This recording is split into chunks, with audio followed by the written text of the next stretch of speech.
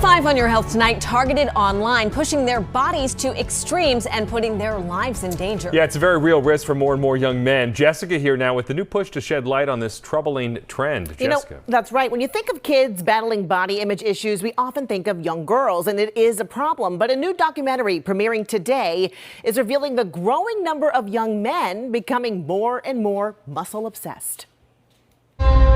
When you're a little boy, you are always flexing and proving how strong you are. A big obsession with this generation's teen boys, flexing to fit in.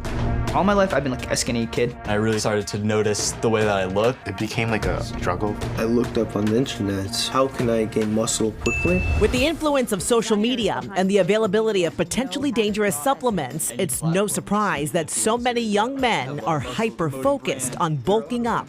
Generation Flex, a new documentary produced by Men's Health magazine, features 4 teens boldly sharing their stories of body image issues, eating disorders, and being consumed with making gains for likes. There's a while that I'd be at the gym for like 2.5 hours. 1 hour was never enough. No. The fact is that 1 out of every 3 recent diagnoses for eating disorders is a boy or man. That isn't being talked about as part of this larger conversation. So Rich Dorment and Dorena Newton led the production of the documentary. You're looking to fit in, right? You're not just looking at the kid across the road or the kid in your class. You're comparing yourselves to kids around the world on social media, and you're like, hey, why don't I look like that? They say the problem is more than just the videos targeting kids. It's also influencers and ads promoting products that may do more harm than good. I did not know that kids knew about these crazy products. The fact that supplements are unregulated by the FDA, especially if you're buying it just sort of online and you don't know who's making it. If you want to build muscle faster, boys and young men are quite literally being stalked through their phones by algorithms of social media that are designed to grab their attention, suck them in. Dr. Bryn Austin, featured in the documentary, is a researcher specializing in adolescent young adult medicine at Boston Children's.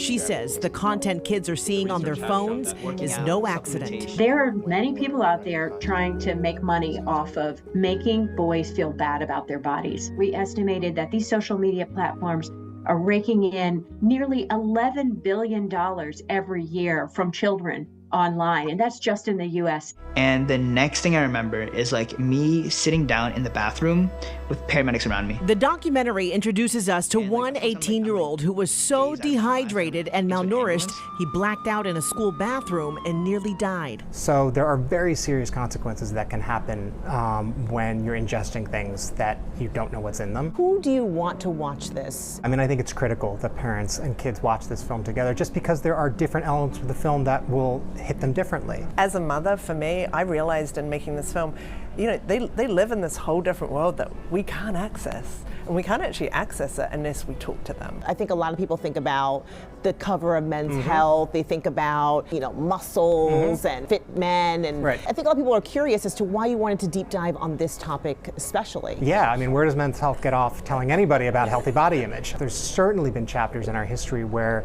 there have maybe been unrealistic expectations and promises made. This film is pro-fitness, it is pro-working out, it is pro-eating healthfully. But what it does is it tries to educate the audience about what is healthy, what is safe, and what is sustainable.